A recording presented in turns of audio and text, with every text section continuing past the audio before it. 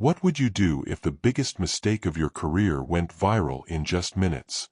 What if, while trying to enforce the law, you ended up humiliating the wrong person? This is the story of an arrest that never should have happened, and how, in less than an hour, one sergeant went from authority to public disgrace. A cop's worst nightmare isn't getting shot. It's arresting the wrong person. And Sergeant Donovan Myers just made the biggest mistake of his life. The sun blazes high over the pristine streets of Pine Hill, a quiet suburban neighborhood on the outskirts of Cincinnati.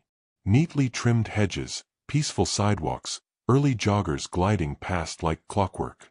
Police patrols are more about presence than purpose here.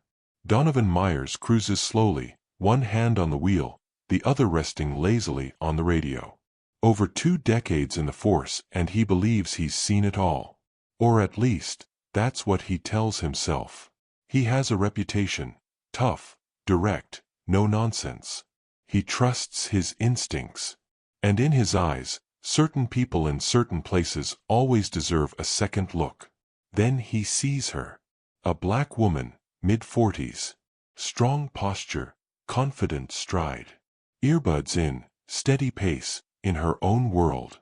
High-end running shoes, sleek athletic gear. She looks like she belongs here. But something about her unsettles him.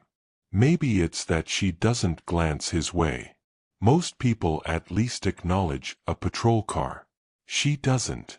Maybe it's the Tesla she just passed, a silver one parked neatly in a driveway. Did she come from there? Or was she casing the property? Or maybe it's nothing at all. Still, Myers turns his wheel and pulls over. The tires crunch against the pavement. He steps out of the cruiser slowly, one hand resting on his duty belt, not reaching, just making sure it's visible. She notices. She pulls out one earbud and slows her pace, her breathing deep but controlled. She's not startled. Not even surprised. "Is something wrong, officer?" she asks, catching her breath. "Where are you coming from?" Myers replies, voice calm but firm, honed by years of asserting control. She blinks, glances up the street. "Home. Just out for a run." "And where's home?" She tilts her head, just slightly. Something shifts in her expression. "A couple blocks that way."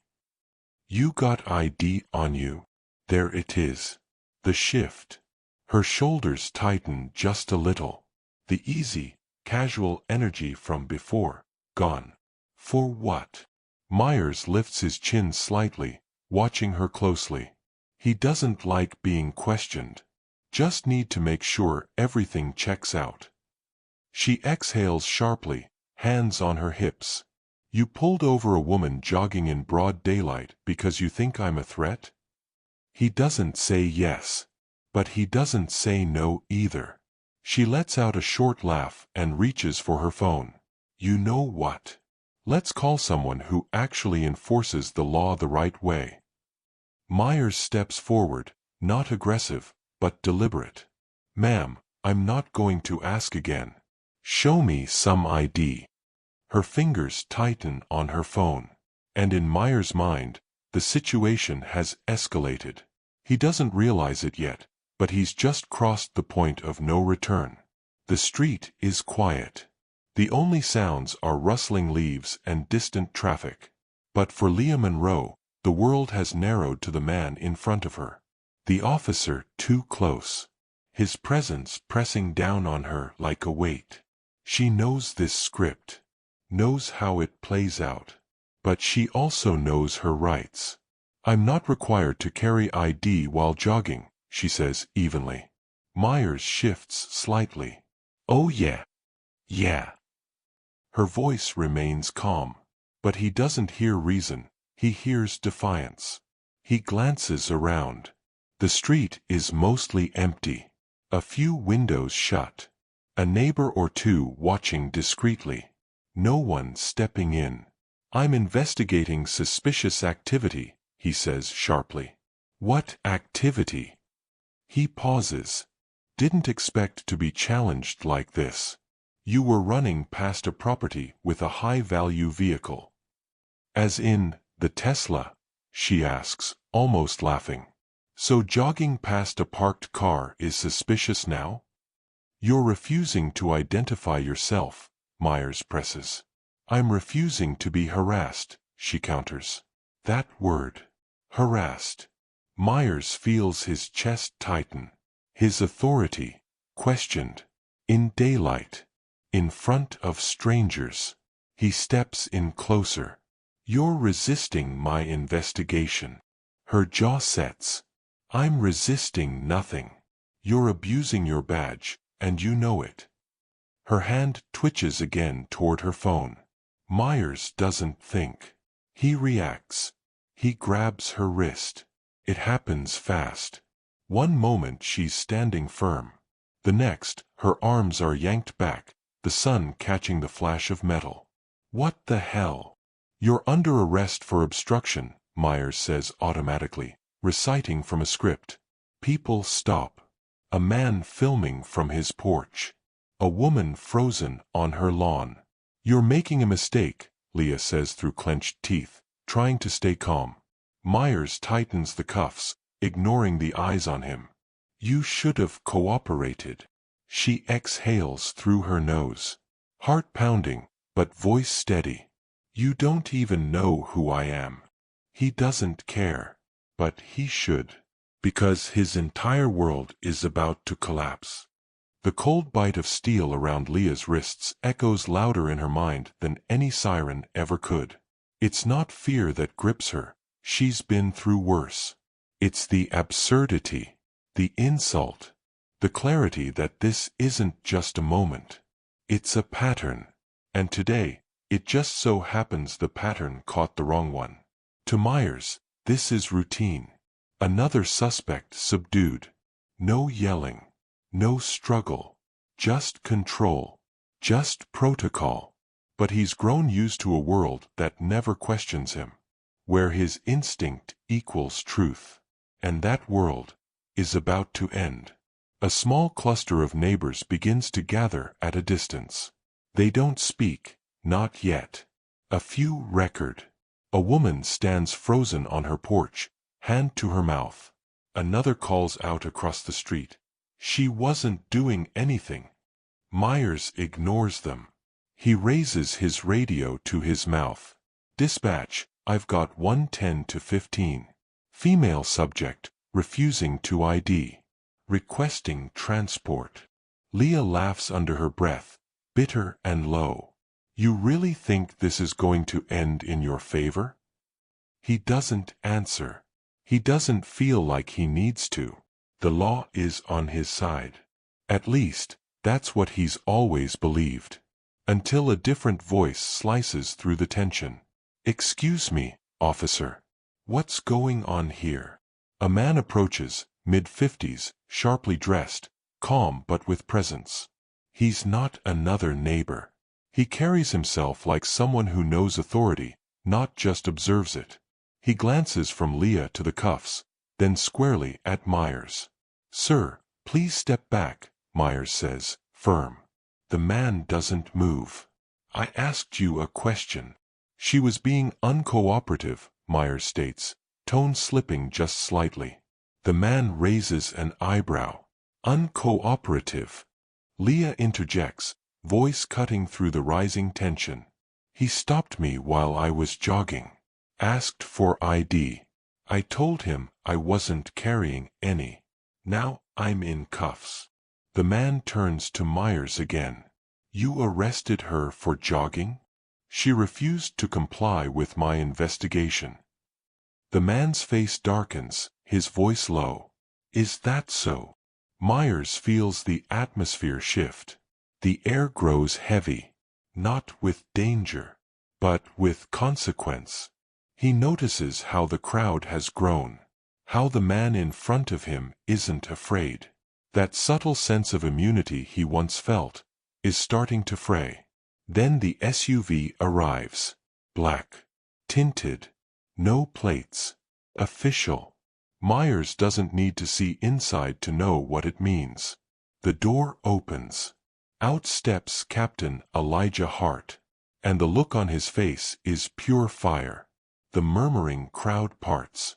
Hart walks straight toward them, each step deliberate, his gaze never leaving Myers. Myers straightens, instinct kicking in. But it feels hollow, like armor that's already cracked. Hart stops a few feet away, eyes shifting to Leah, still in cuffs. His jaw tightens. Then he speaks. 2 words. Uncuff her. Myers blinks. Sir. I said uncuff her. Now. This doesn't make sense. She's a suspect. She refused to. Hart takes another step, ignoring the crowd, ignoring the tension. He turns to Leah. Ma'am, I am so sorry.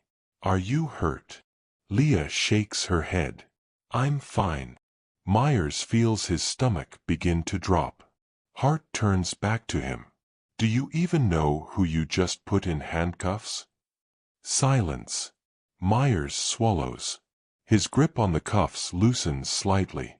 Sir, she refused to identify herself. Because she didn't have to, Hart snaps. And then the floor drops out. Leah looks Myers in the eye. Steady. Measured. My name is Chief Leah Monroe. Myers stops breathing. She lets it hang there. Lets the weight settle. Then adds, voice like cold steel. And you just arrested your boss. The silence is brutal. Myers' mind scrambles. Cameras are up. Neighbors are whispering. That man in the suit? Still watching with a face like granite. Hart speaks again. I said uncuff her. This time, Myers doesn't hesitate. His fingers fumble at the lock. The cuffs click open. Leah rubs her wrists slowly, red marks still visible. The crowd says nothing. But the tension is electric. The man in the suit watches every movement. His eyes make Myers' skin crawl, not from fear, from shame. Leah breathes deeply, not to calm herself. She's already calm. She turns to face him fully. You think your badge gives you the right to stop anyone you want? She asks, voice low but cutting. You think jogging while black is a crime? Myers opens his mouth, then closes it. Nothing he says will sound right. Not now. She tilts her head, studying him. I watched you make a decision today, she says. You decided I didn't belong. You didn't ask. You assumed. And that was all you needed to turn me into a suspect. His face burns. But he can't look away. Leah steps closer, voice dropping so only he hears. You put your hands on me. You humiliated me. You were ready to throw me in a squad car over nothing. And if I were someone else, if I weren't wearing this uniform, you know exactly how that could have ended. Myers' throat tightens. His hands twitch at his sides. And then she asks it. How many others have you done this to? That question lands like a punch. Because the answer isn't 0. Hart steps forward, voice sharp. Sergeant Donovan Myers, you're relieved of duty pending investigation. Turn in your badge and your weapon. The words sting like a whip. Myers hesitates, pride fighting reality. But then, slowly, he unclips his badge, places it into Hart's open hand. Then his firearm. The crowd is quiet. Leah watches him. Not with triumph. Not with anger. Just a quiet, crushing disappointment. She shakes her head once. You need to take a long, hard look at yourself, Sergeant. Because after today, everything changes. Myers doesn't speak. What could he possibly say? Nothing will unmake what's already done. Donovan Myers says nothing as he takes a step back. His hands hover for a second after surrendering his weapon. as if his body still refuses to let go of the weight he's carried for over 20 years. But it's over. Not officially yet, but deep down he knows it. The neighbors keep watching. Phones are still raised. No one's speaking now, but the silence screams louder than any siren. Captain Hart doesn't offer another word. He turns. Leah Monroe follows him, her posture upright, calm, composed. She walks to the SUV without a glance back. But before getting in, she stops, turns, meets Myers' gaze. It's not hatred on her face. It's not revenge. It's truth. And that truth crushes him more than the cuffs ever could. He stands frozen, no badge, no gun. Just a man on the side of the road, stripped of his illusion of control. The murmurs slowly fade. People begin to disperse, their eyes lingering for one last moment. Then they turn away, leaving Myers with nothing but the weight of what he's done. He gets back into the patrol car, though now it feels more like a cage. He sits behind the wheel, but he doesn't turn the key. He just stares ahead. Same street, same neatly trimmed hedges, same quiet neighborhood. But nothing feels familiar anymore. His hands rest on his legs, open, palms up. He stares at them. Still feels the shape of the handcuffs, not on his wrists, but on hers. And that memory burns. He sees Captain Hart across the street, still speaking with residents, making assurances, trying to restore trust. But Myers knows trust doesn't get restored in one conversation. Not after what he just did. Leah Monroe didn't just walk away from an unlawful arrest. She revealed a broken system. And worse, she revealed him. He used to tell himself he was fair, firm, maybe even harsh. But fair. That's what he clung to when he made stops like this. That it was instinct. That he was protecting something. But today, his instinct didn't protect. It harmed. It profiled. It assumed. And it was wrong. Completely, unquestionably wrong. He sits with that. Not for minutes. For an hour, maybe more. And then he moves. Slowly, Myers opens the door and steps out. The air feels heavier than when he arrived. Or maybe it's just him. He walks the street. No radio. No partner. No authority. Just a man in a dark uniform with nothing left to command. A young couple is sweeping leaves in their front yard. They pause when they see him. No words. Just a brief glance of recognition. And disappointment. They look away. Keep sweeping. Myers swallows hard and continues on. He ends up in front of the same house. The one where it all began.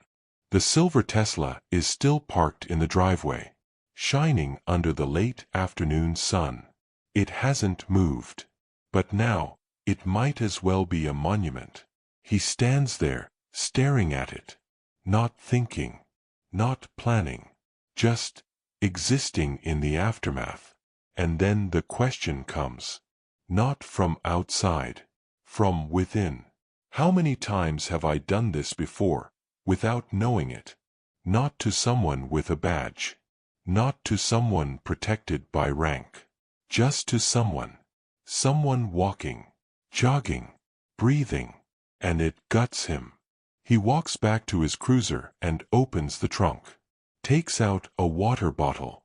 Leans against the back, drinking slowly. Trying to hold himself together. But he can't escape what's already been done. Across the street, a woman steps out of her house. She's holding a little girl's hand. They walk toward him. He doesn't move. She stops about 10 feet away. Was that real? She asks. Not accusing. Just stunned. Myers nods. Yeah. She's really the chief? He nods again. And you really arrested her? He doesn't answer. He doesn't need to. The woman presses her lips together, takes her daughter's hand a little tighter, and walks away. No speech, no insult, just silence, and it hurts more than anything. He gets back into the car, starts the engine, but doesn't put it in drive. He watches the street, memorizing every detail, because deep down he knows he'll never patrol it again. The sun is beginning to set. The light shifts, painting the neighborhood in a golden hue. But inside the cruiser, Donovan Myers doesn't notice. He's still in the driver's seat, unmoving, as if stepping out would mean confronting a truth he's not ready to face. The radio crackles softly.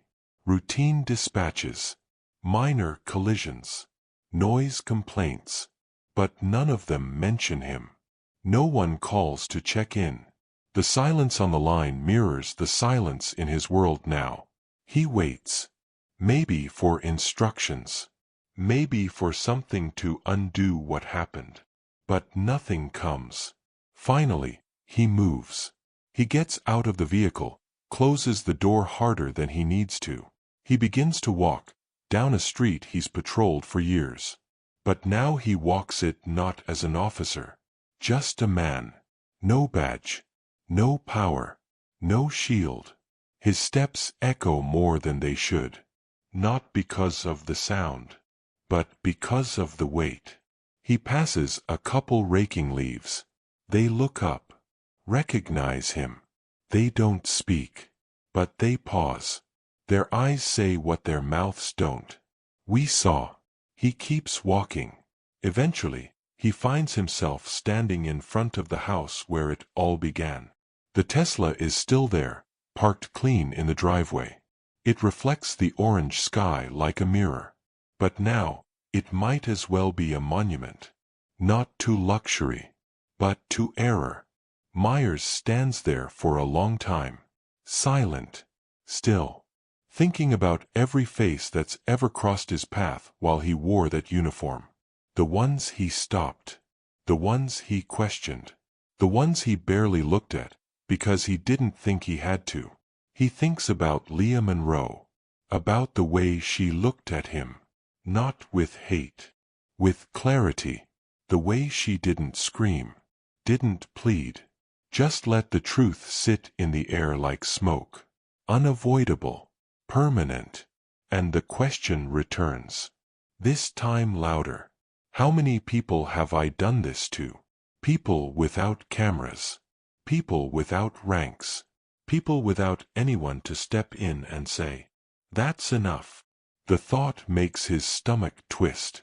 He turns and walks back to the cruiser, sits behind the wheel again. But he doesn't drive. He stares through the windshield, watching the same neighborhood, but seeing it through a different lens. One that he didn't know he was blind to until today. Eventually, he starts the engine, pulls away from the curb. Not fast, not with sirens, just quietly. He doesn't go home. He goes to headquarters, pulls into the parking lot of the Pine Hill Police Department, kills the engine, steps out. The walk inside feels longer than usual. He makes his way down the hall, to the locker room. Other officers pass him. Some glance his way. Most avoid eye contact. The rumors are already alive. He opens his locker, pulls out a cardboard box, fills it slowly. A thermos, a beat-up notebook, a worn keychain, a commemorative pin from his first year in the force. 20 years, reduced to what fits in a box. He shuts the door softly, carries it down the hallway. In the report room, he hears whispers. His name isn't said, but he knows. No one stops him. He walks out the front doors, stands on the steps, looking out over a city that used to feel familiar. But now it feels different. Now, he feels different. He drives home in silence. The city hums around him, business as usual. But for him, nothing is usual anymore. At home, he doesn't turn on the TV, doesn't check his phone. He sits on the couch, box still on the floor, lights off. He just sits and thinks. For the first time in years, he really thinks about what it means to be a cop. Not the badge, not the power, but the responsibility. And he doesn't like what he sees, because he thought he was fair. He thought he was good at reading people, thought he was protecting something. But he wasn't protecting Leah. He was profiling her, targeting her, reducing her. And she didn't yell. She didn't fight. She just stood there and let him hang himself with his own assumptions. And now, he's left with the wreckage. He wonders if redemption is possible. If someone like him, someone who acted out of bias, not reason, can ever come back from this. He doesn't know. He remembers her face again, her words, her silence. And he knows something broke inside him today. Not something small. Not a crack. A foundation. And it needed to break. Because for the first time he saw, not what he wanted to see, but what was always there. He exhales, long, slow, and stares at the wall in front of him. Empty, just like his future. Sometimes, the real punishment isn't suspension. It isn't losing a badge or a title. It's having to face the mirror, and no longer believing the story you told yourself. Because justice isn't measured by the number of arrests you make. It's defined by how you choose to wield power, and whether you use it to protect or to harm. And once you cross that line, there's no uniform strong enough to hide behind. Do you think Sergeant Myers deserves a second chance? Or is this the kind of mistake you can never come back from? Leave us your opinion in the comments. It is very valuable for us to know your point of view. Thanks for listening to this story. Don't forget to subscribe, share, and turn on the little bell so you don't miss our next stories. See you tomorrow.